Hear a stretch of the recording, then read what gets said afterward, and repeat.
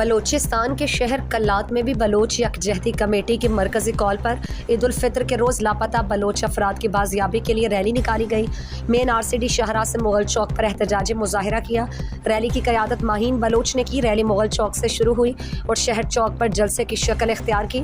مقررین نے خطاب میں کہا کہ ضلع کلات سمیت بلوچستان سے ہمارے لاپتہ پیاروں کو بازیاب کرایا جائے یا پھر عدالتوں میں پیش کرایا جائے۔ اپنے پیاروں کی بازیابی کے لیے اسلام آباد تک گئے مگر کوئی سنوائی نہیں ہوئی۔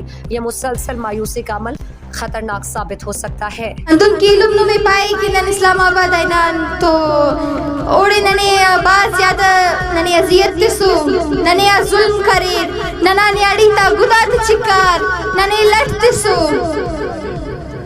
لیکن نن واللہ ہم پدی متون نن تینا نن افتی مون تسون انتے کہ ننا دا بیگو آغا باوغا دا ایلوم ننا زندگی دافتیاں بغیر اچھے سفق